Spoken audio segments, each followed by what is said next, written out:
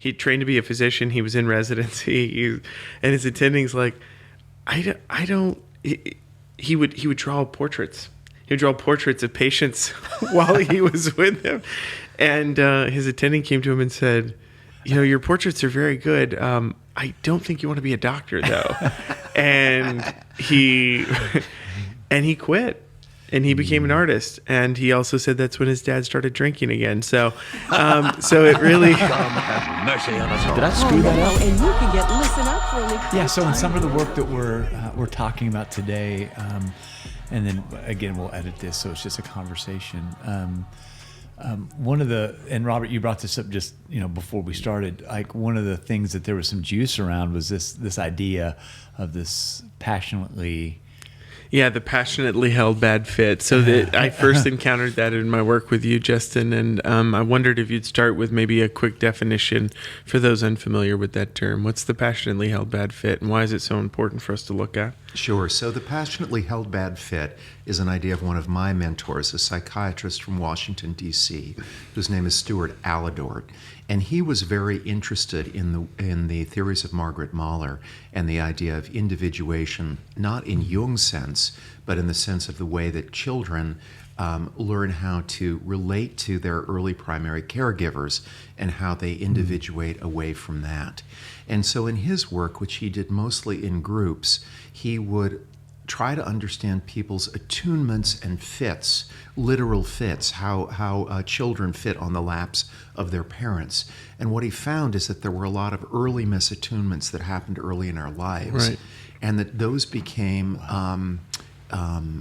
patterns, which he called bad fits, that were nonetheless held onto with passion because people found no other way to adapt. And he felt that throughout life, this passionately held bad fit, which was physical, psychological, attachment related, and ideational.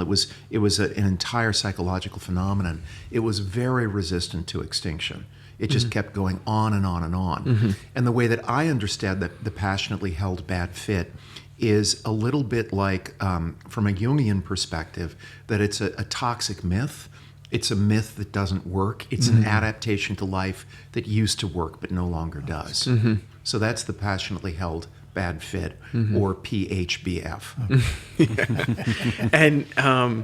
And so part of why that feels so important, I think, to encounter and to define for yourself, for each person to define that, is that it's usually a window into understanding where and how you got yourself stuck. And it's also the first indication of how you'll get unstuck. Right, is to address the passionately held bad fits, which in our culture a lot of times can be relational, but I also think they're oftentimes vocational, right? So we've got the relational passionately held bad fit, the third or fourth marriage that looks the same as the first several, okay, or you have the vocational passionately held bad fit, which is, I hate this, let me suit up and do it all over again tomorrow.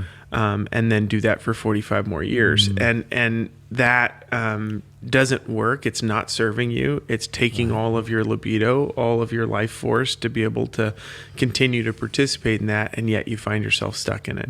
So it's a good indication of where the work lies. I wonder whether there is an element as well in terms of this passionately held bad fit, which also sometimes asks us to not necessarily break away from that relationship of vocation or the relational, but redefine it and we come back to it at the same time. So while you might be, like some relationships may have that bad fit, and does it mean as well that, it's time to destroy that past relationship that we've had and redefine a new one? Very often with parents, for example, it happens. And rarely with vocation, but sometimes. Yeah, I imagine people have response. Maybe everybody has a response to this, but I'll say this one, because what you said just reminded me of it. I was working with a couple recently, and it's come up for me when people are discerning whether to get divorced or stay together. When they're doing that kind of relational work. Sometimes what I talk about is the relationship you've been in does need to die. Yeah.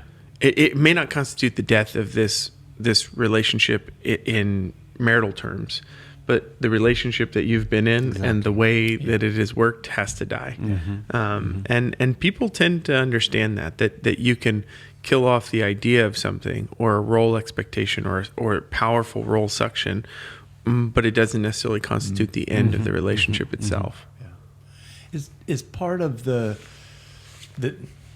almost the resignation of holding on to a bad fit with passion is part of the resignation to either look at that and ask questions about what is this serving, or why am I doing that? Because the thought of letting it go brings a person terror, or what is that?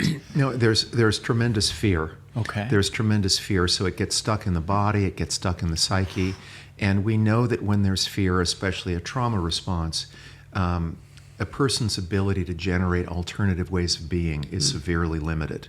So sometimes a relationship does need to die. Sometimes you do need to quit the job, but you need to find a way to generate alternatives. I think I want to make 2 points. One is about how Aladort's work overlaps with what I think of as Jung's work, which is that he says that there's a heroic allegiance to the passionately held bad fit, even though it isn't working. It's beautiful. Almost as though you're in a cult that is slowly destroying you, but everything and everyone you know is part of this cult. Maybe some of you are relating to this. Yeah. We may call that modern religion. Yeah. Well, certainly some of the more destructive expressions of it. Yeah. And what Aladort said, which is something I tried to teach Robert and everyone else whom I've tried to teach about group psychotherapy, is that the stance that I was taught as an analytic, psychoanalytic, and psychodynamic therapist was to be very neutral, very objective, very scientific. And my own experiences of distress and pain were that when I encountered a therapist who held that position, I felt abandoned, further hurt, ashamed, and it didn't work. And so what Stuart Aladort did, that really I live in my bones, is he would look at you and invite you into a close personal relationship with him, where he would promise implicitly and explicitly that he would be there to help you get through this. And he said it takes tremendous courage and it takes an ally to get out of the passionately held bad fit. So that's some of the resolution. And I think this ushers in a whole other subject matter, which is but along the same lines. So how do we get out of the passionately held bad fit? One is finding a place where you have a lap. And this is another one of Aladort's ideas that you have embodied and have been for me. And I remember the first time you explicitly invited me into that space of, we were doing group work, with a group of therapists. So a lot of the, American group model is learning by doing. How do we learn about how to be good group therapists? We engage in good group therapy. And so I was doing that with a number of other therapists, and I was part of that group for 8 years, I think, with you. And in part of another group for several years. So I've had a lot of experience in group with you. And one of the things I remember years ago, the first time that you invited me to kind of, you said it's something to the effect of, I think you want to be in my lap. And I said, I think, you should, I think not so eloquently said, Jeff can probably bleep this out. I think I said, I think you should or something like that. I mean, it was pretty like, I was like, I think not. I think I don't want to be in your lap. And you were like, yeah, you do. And I was like, no. And I resisted. And I think the resistance was a clear indication of exactly what it is that I needed, right? So resistance usually is another path back to understanding if you can follow it. And it's this strange paradox that we resist the thing we need the most. And I resisted this thing I needed the most because I didn't trust that it could actually hold, right? That it couldn't bear the weight of who I was or what I needed or anything like that. And when there was a sort of breaking through of that, and I could, have that experience. And I talk about this also in my it's a story I've related to some people here about my own analytic process when I was in with an analyst who's much more the Freudian analyst, much more, but but he's not cold and aloof. I mean, he was warm and connected and relational. But I don't, I spent years in analytic work with him. I don't know if he has children. I don't I know nothing about him, which is a strange phenomenon. To me, that's strange. Everybody that works with me knows about my kids. They hear about my relationship, not in a way where I foreclose on their space available, but in a way that makes me accessible to them and real. But it was, and you know this story as well, and I'll just relay this because I think it gives us an indication about what really good therapy can look like, and what really good therapeutic support can look like when you have an opportunity to sit in someone's lap, not physically, but emotionally speaking, and it's the story of an analytic process where I conveyed a daydream, you'll recall this, to my analyst, and I said, I had this fantasy that I threw myself at your feet. And he said, and what did I do? And I said, nothing. What can you do? And he said, if you threw yourself at my feet, I would save you. And I said, this seems to be a theme, I said, F you. No, you wouldn't. And he said, yes, I would. And I said, take it back. No, you wouldn't. I was really upset by it. And he said, I would, if you would only let me. And I just wept. And then he said, do you know what I would do if you threw yourself at my feet? And I said, what? And he said, I would cradle your head. And of course that wasn't enacted in the treatment. It was only spoken, but it was said with such conviction that it was felt, and it did something for me. Just as the idea of being in your lap did something for me. It made my relationships more secure. I was able to be much more securely attached as a function of that, and was able to translate that, off the couch and into the world and into my relationships, which of course, relationships like with you and with Nishad and with Justin. So I've had very interesting, and you made me recall that because actually I remember you mentioning this and how impactful it was. I want to bring a nice parallel with the leaders and leadership challenges that we have today for many of the leaders that I've met and worked with. Several of them hold on passionately to some bad fit. First of all, with some employees that they have that's clearly not working. Yes. And it's been, and they're holding on to it when things are not working out. Or a product that they want to launch. Apple has done that, and then now finally they said the Apple car is, we're going to decommission that. And they hold on to it. And now there's this, Adam Grant speaks about it, of how they create within companies, they're creating systems whereby we question, and there is that way of questioning within the company whether a decision is bad. And how do we come to the conclusion, or when do we examine whether we're making a bad decision within the company? And leaders, of course, again, because they are, not all of them, but they have the trait sometimes of narcissism, who can speak up and say, you're really doing something really bad. And because of course the reaction of the leader would be, yourself. You're not going to come and tell me what's wrong. Yeah. I have a few thoughts. We're transitioning from how you get out of a passionately held bad fit therapeutically, and I just want to specify again for anyone listening that the invitation to be in the lap is metaphoric. Yes. It never is literally enacted. It's just talking about remembering the possibility that a therapist could be a good containing parent who cares, who's aware of his boundaries, who is inviting a kind of closeness. So it's important that we remember that, because people can get unpleasantly triggered.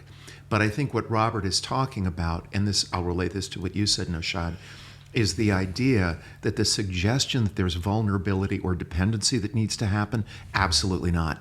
right? That's the dependency challenge that gets fended off with this defensiveness. And as Robert was able to ask again and ask again and ask again, he was able to melt into a new way of being, to dissolve, and to have a softer way of being. And I think, now, Shad, to bring it back to your question about what I would call a rigid defensive way of being as a leader, where this same kind of passionately held bad fit gets enacted not in a therapeutic context, but in a business or organizational context. The same sorts of things apply, but you'd work with them differently. So number one, to get out of a passionately held bad fit requires tremendous courage. So it takes a lot of vulnerability. And you also need an ally. So in a group or individual setting, you have the group therapist or the individual analyst who says, this is what would happen. This is how I would see you and hold you. And you build up this trust of appropriateness. And I think an executive coach, an organizational consultant would need to develop the kind of trust with a leader to help that person understand, why are you being so defensive? What is it that keeps you from admitting when you've done something wrong? Are you in this either narcissistic or omnipotent space that prevents you from seeing the changes you need to make? And I think that relationship is trust-based, but it also requires an executive consultant or organizational consultant who understands that that very PHBF, passionately held bad fit, is an overdeveloped adaptation that served the business leader well at one point. That's such a good point. Yeah. When do you begin to notice that? Because it seems that to attend to that passion, bad belief system, there's a system involved there. Yes. So how does one begin to take note and become aware? Because I would think even to become aware kind of puts that behavior on notice in a sense, which there will be resistance to as well. So how does one begin to do that? That's a wonderful question, and I'd love other perspectives as well. But I would say, so sometimes the passionately held bad fit is very subtle and hard to notice. And it might be as subtle as someone just kind of accepting a compromise and limitation in their lives. And it might take a few months to hear that. And sometimes it's flagrantly obvious. I'm thinking of clients who bring all their, really destructive behavior into group and, into group or individual. People who are, very, very suspicious. So you think you're giving them a gift and they experience that as an attack. And so you can begin to generate a hypothesis that maybe they have this, they never knew when they were being taken care of or attacked, and so they developed a very suspicious way of being. Okay. So it really depends on the client and the time. Yeah, and then I think the best awareness around it is driven and informed by the client, or what I would say patient, which means one who suffers. So the person who's suffering has sought you out because they're suffering. And it's their insight into their suffering that creates an opening. And that's always the strange phenomenon in psychotherapy, is that people were suffering enough to seek help, which is a very courageous act, and not something that, I work with a lot of professional men. It's not like highly successful professional men are going around asking for a lot of help from people, right? Like it's not like so it's a huge leap to get there. It takes a lot of courage, as Justin said, and a lot of faith in a process. So they do that, and this was the thing that Freud always talked about, the phenomenon like we talked about resistance. I need this, I'm suffering, and then I resist the help that's available to me, right? And it's usually, hopefully, either our interpretation or their recognition of where the resistance lies that helps understand what's really happening too, right? Yeah. That's a great window into where the change can start to occur, I think. That's great.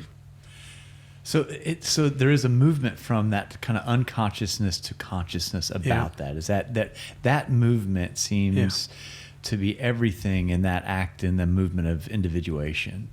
of moving to more consciousness of why I'm doing things, how I came to hold these beliefs, why the reactions I'm having in these situations stir something in me. To become aware of that seems to be. Yeah, most people act as though their behavior is sort of self-evident, like, and it's not. It like, you know, like they act as though like, yeah, no, this is what I do. Of course, I would do this, you know, and it makes sense. And if it fits sort of the cultural mythos that we live in, then of course, like that works too, right? If you're doing things that are congruent with the dominant cultural belief, then no one really questions it. And in turn, you don't really question it. And then there's that sort of, okay, I did, you know, that's what we were talking about earlier. Like the quintessential midlife crisis is like, I've done all this stuff. Why am I so unhappy? You know, why do I hate this life that I was supposed to like, that I built and worked so diligently to create?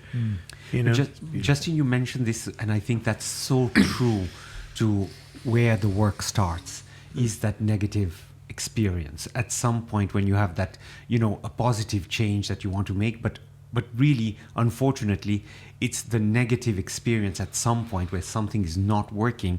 I find people, although they may be resistant, but they want answers.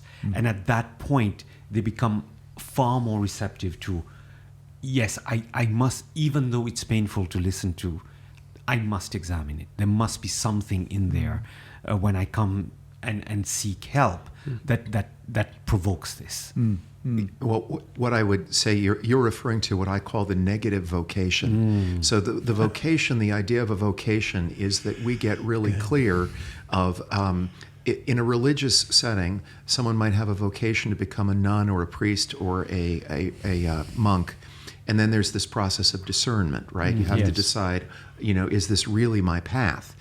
And I think in midlife crises, there will occasionally be a midlife vocation. You know, I've been in human resources, but what I really want to do is be a rabbi. I've been a stay-at-home mother working at home, and I really want to, you know, run an antique shop. That will happen, but I find much more frequently is what I call the negative vocation, and it is pain around what I'm doing wrong that hurts me. I've been doing the same dull job, and I feel deadened by it. I don't like my colleagues. I don't believe in the product we're selling. Even though I invested all my professional life in developing these skills, it no longer brings me fulfillment. And that negative vocation can be very powerful and extremely painful for people. That's what precipitates a midlife crisis. And then the role of a group or a therapist or a coach or an analyst is to begin to help the person find a vision. Now, I try to do this exclusively and say, you know, I believe that here's a vision we could hold for you. And in my groups, I get other people to hold visions for each other. You know, you're sounding really despairing that you could ever find work that is meaningful. Is there someone else in the group who could hold a vision for you that you could find meaningful work? And that's the way you begin to have the courage to get out of these stuck places.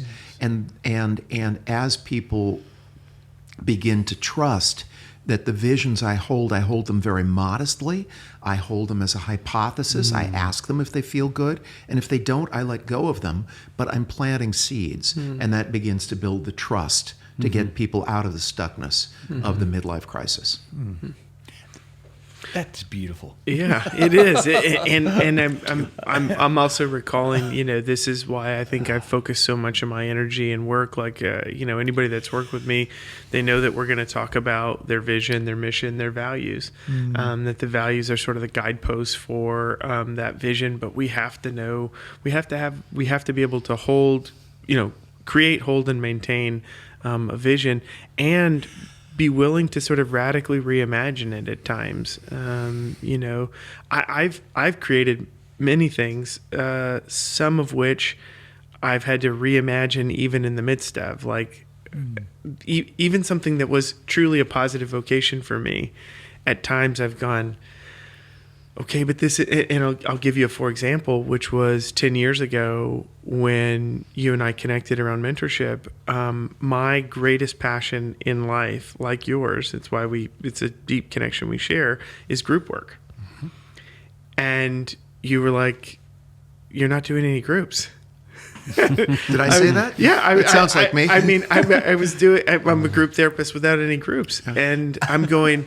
I'm really not happy with the way. Like, I love the profession that I'm in. I love working with people, but I'm not. Something's missing, and it was that invitation into something. It wasn't like I needed to quit my career and become a physician or do something else. Like, it wasn't anything as drastic as that. It was actually quite simple. It was like, oh, why don't you do a group? And I remember you were talking to Kit, a colleague of ours, and the thought was, there were a lot of questions about, well, what do I need to do? And he said, start the group. and you were speaking to her, but you were really speaking. I mean, it spoke to me deeply. And she said, well, what if it's too small? And you said, share more. And you said, well, and she, what if it gets really big? And you said, well, you should probably share less, And she said, so what do I need to do? And you said, start the group. And between that, that group met every 6 months. And 6 months later, I had like 3 groups going weekly. And now I have 6 groups a week that I do. And it's deeply fulfilling. And that's part of transforming that, back into the positive vocation, I think, is what, Well, thank you, Robert, for those wonderful examples. And I remember that now that you're bringing it up. And I think this is a little bit what, as I shared earlier in my talk today, that I had the experience of being an organizational development coach and consultant as well as a therapist. And Naushad, I know you do OD work and executive coaching, and I think this is one of the ways that our professions can learn from each other. Mm-hmm. Right. That sometimes you do need to just launch your ship. Mm-hmm. You do need to take the action. You need to be challenged to make your vision real.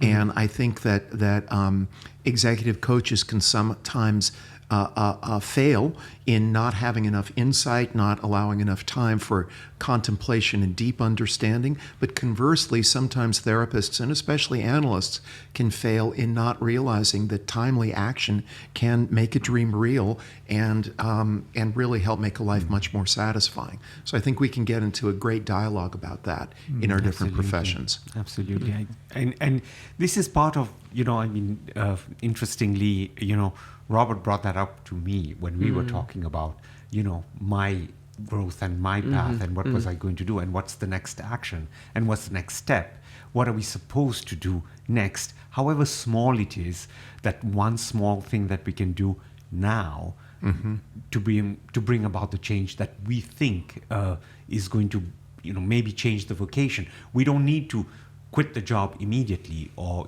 quit the relationship immediately, but what are we doing in terms of small actions that starts the detachment process, if you want, or starts the engagement into something else. Yeah. And sometimes it's so small doesn't mean trivial. That's one of the things I say a lot. It's small. It comes from Kathy Weingarten's work on reasonable hope and how we cultivate reasonable hope. And she says small doesn't mean trivial. It can be small but really important changes. And then there are those examples of people who just, a good friend of mine, a guy I really like very much. He trained to be a physician. He was in residency, and his attending's like, I don't. He would draw portraits. He would draw portraits of patients while he was with them. And his attending came to him and said, your portraits are very good. I don't think you want to be a doctor, though. and he quit. And he became an artist. And he also said that's when his dad started drinking again. So it really, but he, he did that. He radically reimagined his life and became a really successful artist. He's sort of a mid to late career artist. He's been wildly successful at that even, but which is hard to do. But that was, he just, had this radical kind of shift. And I think it can occur like that, the so-called burning bush. But a lot of times I think it's more as we talk about more of the garden variety. Yeah. It's interesting to me as I hear y'all speak that individually there must be a deep experience. One must be experiencing a lot of shame to realize that there's not a fit and there's almost an impetus around that. And that often drives a person like deeper into an isolation. And what I hear from each of y'all is that the movement has to be with. The movement has to be outside of one's own isolated shame. And the withing, if that's even a word, that being with someone that says there can be a new imagination for your life that might emerge, and so it's almost this counterintuitive, like you were saying, Robert, for particularly really successful men to reach out for help. It seems deeply counterintuitive when you're stuck and your whole life you've been conquering to realize that what you're up against you can't conquer alone in an isolated. And that is the space. paradox, though, that Justin spoke to earlier. The paradox is it can only be done alone and it can't be done alone. Yeah. Yes.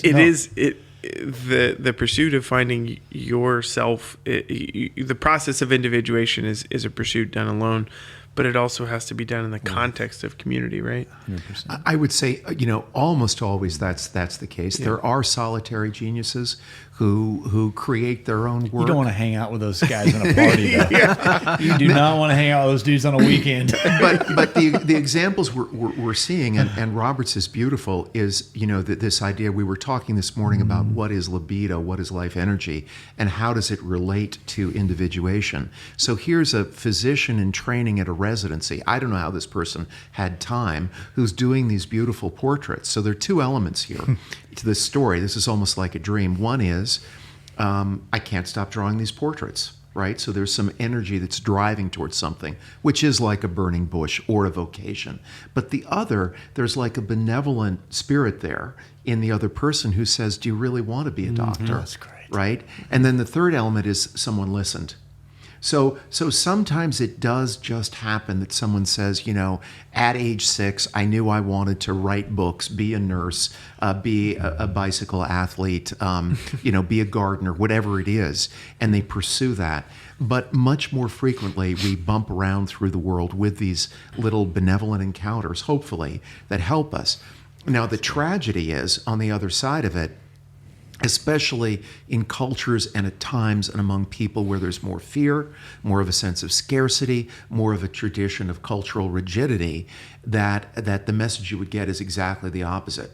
Put away those damn drawings and concentrate on this patient. Who the hell do you think you are? Right? That's a much more common story. Yeah. So, yeah. And it comes back to what I've seen in the culture. And, for me, it's even more apparent because coming from a different culture and coming into the States, seeing the United States and how toxic masculinity exists here in terms of, throw away that painting and what the hell are you doing?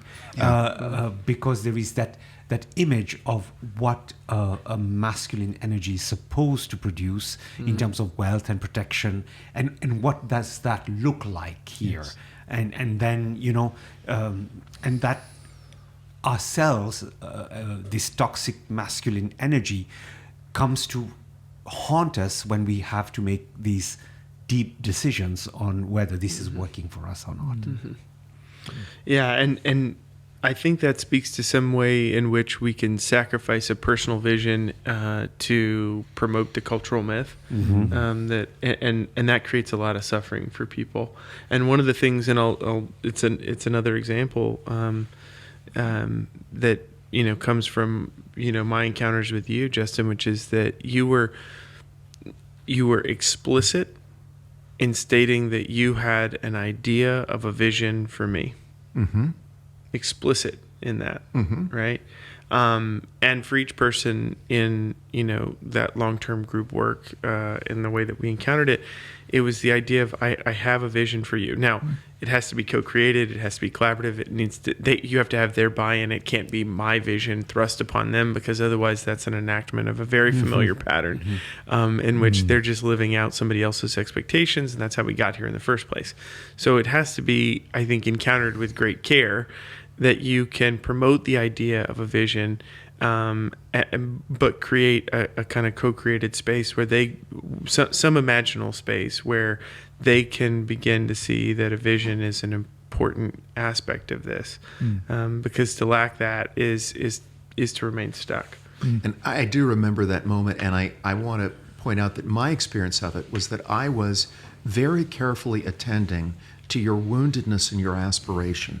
So it wasn't about me and what I wanted for you. Yes. It was me holding a vision of what I thought you wanted for yourself. Yes, and thank you, because that's an important further sort of iteration of the concept, which is that the vision, as you've often said, the vision is connected to the wound. Right. So I the way I put it is that your gift is born of your wound. That's the alchemy of this whole process. And this is like, very much we're in the space that Jung created around a discussion of alchemy, of transformational qualities and treatment. And part of that is that the wound becomes the vision. That out of the wounding comes a vision for your life, and out of the wounding comes a gift.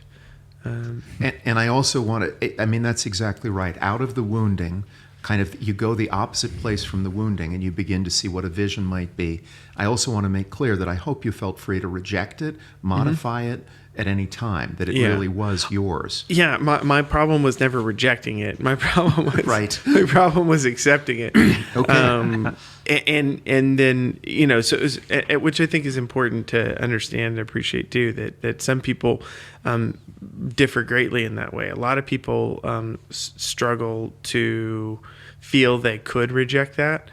I felt confident to reject it, but not always ready to accept it. And I think that was my struggle, was to figure out, and continues to be at times my struggle, of where to accept certain realities, right? Like, how many times have I gone back to my wife and been like, boy, you were right. Ooh, like that was, I wish I could have that one back, but I mean, that happens a lot where she sees something and I'm kind of the last one to the party on it, Is that kind of listening, that deep listening to each other's life, seems that it is like very necessary, particularly in the moment we live in culturally and in the world that we live in, but also that space for listening to each other is sometimes covered up by so much noise and distraction, right? It feels like that the ability that y'all had was to really delve into some deep listening where there was enough time that you could see a vision, you could see something maybe that was not seen. How does that take place? How does that happen? Well, yeah, I'm sure you have a thought about it. I have some thoughts too, and I can speak to some experiences I've had with both of these men too. Can you say the question another way? I didn't quite. Well, I'm happy to respond, and then maybe it would trigger something in you. So, what came up for me was thinking about the intensive nature of it. So the first piece would be, do you have daily practices? And Justin was speaking to this earlier. Do you have daily practices that support and create contemplative space for reflection? That's the first order of business. Do you, and that doesn't have to be meditation, in the traditional sense. That could be walking mindfully. That could be, yesterday I sat with my 9-year-old for at least an hour, and she's definitely my only child that could sit for an hour in one place. But I sat with my 9-year-old child, and we have 2 quarter horses. We watched these horses just run through this pasture, and we said pretty much nothing. We just watched them, and something was happening in that space between she and I, between me and the horses, between her and the horses, between her with her father. Like, there was something that was happening, and we didn't have to. So that's a contemplative space, right? So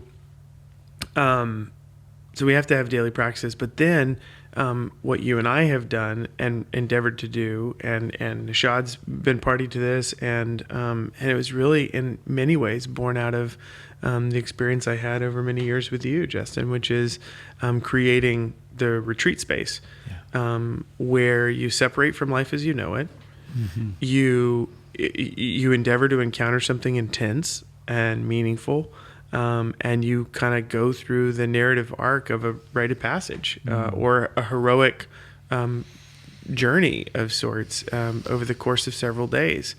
And that sort of, historically, what do we call that? We call it the sabbatical or the Sabbath.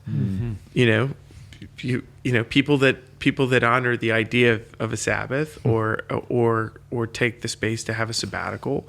We're sort of culturally radically reimagining some ideas. I have a guy I work with that's taking several months of paternity leave, which in his profession was unthinkable, maybe even 5 years ago. The thought was, I'll never advance in my career ever again. And there's a kind of like, no, I'll never have an infant this age again. Yes. I'll have plenty of time to work on my career, but I'll never have an infant that is this baby at this time, at this space, right? And so that's a way to sort of radically reimagine something too. But anyway, that was my Thank thought. you. That helps. There are many ideas here, and this is fascinating. We're very bringing up a lot of fertile considerations. I want to speak to a cultural piece, and then I want to speak to a ritual piece. So the cultural piece is, why do I do this work? Why do I do the work of group therapy and retreats? And I think that increasingly we are isolated and atomized, and there's a lot of wounding that happens in groups, and it becomes much easier to type off a nasty remark and post it to social media than it does to really encounter somebody. And so I do think that if we are able to sit together and talk with each other and create a space where we listen respectfully, I think it will result in a lot of healing. I think we need to be very patient and listen with humility. It takes a lot of courage. It takes a lot of time. And you have to trust and have a vision that it can help. So that's the first thing. And the second thing that Robert is speaking about, I think, has to do with the idea, Jung's saying that the divine or the mythological will be present whether we know it or not, speaks to this idea that we create rituals whether we know it or not. So let's do it consciously. Yes. And you can be profoundly religious with a very clear theistic belief. You can be agnostic and not know, or you can be an atheist. Yes. But a ritual way of being can have great value because it shifts you into a contemplative space. So there's a way that when you step into a retreat space or a group space or individual therapy, if the therapist has his or her attitude in a place of receptivity, looking for transcendence, bringing their best to the profession, the client will match that, and you'll create this ritual. This is why we lost something with Zoom therapy, right? When you had the ritual, I used to drive across the Golden Gate Bridge to see my analyst, and then I'd treat myself to a wonderful meal. So that's what I did every Thursday. Tuesday I came, it wasn't mealtime. But Thursday I'd have this meal, I'd be on the bridge, and there was something symbolic about that. Going from where my office was in San Francisco to her office in Mill Valley, and then the reverse. And I'd have a chance to think about it. And so when I do Zoom work, I have an arrival meditation where I try to have people come into their body, into the idea, into the intention of sharing space with each other. So I think that there are ways that we can be ritually aware of what it is we're doing, and that will help us to bring meaning and dignity to our lives. Beautiful. I must say that one of the thoughts that came up to when you were speaking, actually, Justin, it was the thought of how certain traditions in the past, or at least different spiritual traditions, have always had as one element of their tradition, of the spiritual pursuit, has been some form of pilgrimage or retreat. Every major religion has some form of that. And the one that always has been fascinating for me has been the concept, and I saw that on your slides too, of the Sangha in Buddhism. Yes. And what does the Sangha do when you come within the Sangha to be able to put out certain things and work in contemplation on something but in a group. And some retreats have been, the silent meditation retreat that you go for 10 days and do not speak, and you're not even allowed to have notepads even, or writing material, because contemplation is supposed to be completely from within. And in the modern age, when we think, we have no time for that, we don't have the space to be able to do that, when actually leaders today, and this I'm speaking from more executive coaching perspective, that many CEOs and many of the leaders, they absolutely have to take a couple of days off and go out and sort of, not talk to anybody and really reflect on what the next quarter is going to be, or next year, or where they're taking the company in the next direction. Well, I have a few thoughts to that. One is, it's interesting, as you were speaking, I've been lucky to work with a number of people who walked and completed the Camino de Santiago in Spain. Yeah. And what has struck me that's been so remarkable is they come back as different people. Yes. Mm-hmm. And so earlier, Naushad, I was thinking, gosh, I really want to do that. And, so that's a calling that's pulling me. And I think that what happens there is that you put into action the ritual reality that life is one step after another. And you begin to accept the pace at which you walk, the humility, the age of your body. But there also is this interesting creation of a certain kind of community on the Camino, from what I've heard. That there is availability of other people you can talk to. There is the community of people who provide the needs for the pilgrims, and that relates a bit to the Sangha, which in Buddhism is one of the three jewels. That you need to believe in the possibility of enlightenment. You need to treasure the traditions, the spiritual traditions that are handed down, and you need to cultivate spiritual friendship. And while that's explicitly stated in Buddhism, in every spiritual and religious tradition of which I'm aware, those kinds of ideas are valued. So I think that we need to consciously cultivate those, because if we don't, they'll pop up in ways that won't give us as much. Beautiful. Matt, thank you. Thanks for you. putting it together, putting together this discussion. And Thank you. Justin, thank you. Nishad, really Thank you, Naushad, Robert, Matt. What a pleasure. Same here. I'll just say, for me, I really love and appreciate each of the men around this table. So thank you. Thank you.